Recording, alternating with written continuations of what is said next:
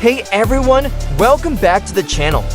Today, we're diving into a topic that's been setting the sports world ablaze. We're talking legacy, basketball, the WNBA signature shoes, and the complex dynamics between A'ja Wilson and Caitlin Clark. But hold on a second. Forget the clickbait headlines for a moment. Forget the manufactured drama. We're going deeper than the surface-level outrage. Is this about a calculated plan? Is it about disrespect? Or is there something else happening here, something more nuanced, that we're missing? Stay tuned because we're about to unpack this entire situation, peel back the layers, and reveal the surprising truth behind it all. Trust me, you won't want to miss this. Now, before we dive in, let me establish my credentials. I've spent years studying the intricate world of college and professional basketball, with a particular focus on the NCAA's impact and the evolution of women's basketball. From the legendary rivalries to the groundbreaking athletes, I've seen it all. And what's happening right now with A'ja Wilson, Caitlin Clark, and the surrounding narrative is fascinating, complex, and ultimately incredibly important. Let's address the elephant in the room, the claim that A'ja Wilson exposed some anti-Caitlin Clark plan. The original video paints a picture of Wilson as manipulative, allowing Clark to be unfairly targeted while secretly having a Nike deal in the works for 2 years. This narrative suggests Wilson was complicit in the hate directed towards Clark. Now, let's look at this with a critical eye. Is it possible that Wilson could have spoken up earlier and diffused some of the tension? Absolutely, but let's consider alternative perspectives and use our brains. What we're seeing here isn't just about shoes or endorsements. It's a collision of several factors deeply rooted in the modern landscape of college and professional sports. The NCAA's legacy, with its historical restrictions on athlete compensation, has created a breeding ground for complex emotions when name, image, and likeness deals enter the picture. We're talking about a system that historically prevented athletes from profiting off their talent, suddenly opening the floodgates, but without fully addressing the underlying issues of equity and opportunity. This creates a scenario where comparisons and perceived slights become amplified. Now, the WNBA has historically struggled for recognition and investment, existing in the shadow of its male counterpart. For years, players fought tirelessly for better pay, better resources, and more visibility. The rise of social media has also played a huge factor. Social media serves as an echo chamber which can magnify existing sentiment, leading to rapid polarization. This also reminds me of something that happened during my time working with an NCAA program. I saw firsthand how athletes from less privileged backgrounds, who had overcome significant obstacles to reach the top, sometimes felt threatened by athletes who seemingly had a smoother path due to privilege and circumstance. This isn't about excusing bad behavior, but understanding the underlying insecurities that can fuel resentment.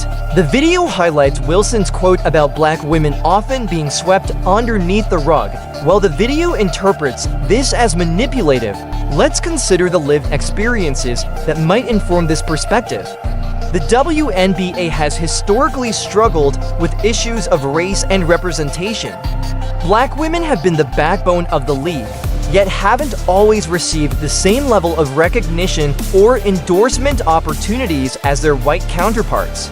Could Wilson's silence be interpreted, at least in part, as a reluctance to be seen as ungrateful or divisive by speaking out against a system that has historically marginalized her and others like her?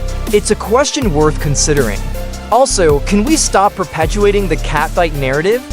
The media loves to portray women in sports as constantly battling each other for attention. For the spotlight, it's a tired trope. Women athletes are just as competitive as men, but that doesn't automatically translate into animosity or backstabbing. We need to stop reducing these complex relationships to simple, easily digestible conflicts. Let's talk about A'ja Wilson and her legacy. Wilson is not just a great athlete. She's a role model, an advocate for social justice, and a powerful voice in her community. Her path to success was filled with challenges, and she uses her platform to inspire others, especially young Black women. When we analyze her actions, we can't ignore the context of her experiences and her commitment to uplifting others. Before dominating the WNBA, A'ja Wilson left an indelible mark on the NCAA basketball scene. Playing for the South Carolina Gamecocks, Wilson led her team to their first-ever national championship in 2017, earning the tournament's Most Outstanding Player award.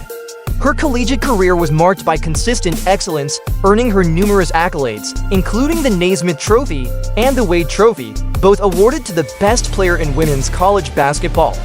Wilson's impact extended beyond statistics and awards. She became a cultural icon in South Carolina, inspiring a generation of young athletes. Her leadership and dedication helped elevate the Gamecocks to national prominence, setting a new standard for the program. Wilson's legacy is not just about her individual achievements, but also about the team's success and the positive influence she had on her teammates and the broader community. What if Caitlin Clark had a shoot deal in the works and let the world drag A'ja Wilson through the mud? The implication is that Clark would be crucified, but would she? Or would she be praised for her business acumen and marketability? Let's be honest, there's a distinct possibility that the reaction would be different, precisely because of the racial dynamics at play. Think about the way Serena Williams has been treated throughout her career compared to Maria Sharapova. Both were incredibly successful athletes, but Williams faced constant scrutiny and criticism about her appearance, her behavior, and her dominance, while Sharapova was often lauded as the epitome of grace and marketability. The difference in treatment is undeniable, and it speaks to the biases that still exist in sports and society. Also, the narrative that A'ja Wilson was somehow in control of the media frenzy is a bit far-fetched. Athletes have agents, publicists, and entire teams managing their image and brand. It's unlikely that Wilson was single-handedly orchestrating some elaborate plan to undermine Caitlin Clark. The media and fans both play a significant role in shaping these narratives, and we need to be mindful of the power dynamics at play. Like, subscribe, and turn on notifications so that you never miss out. Click the video on the screen. See you.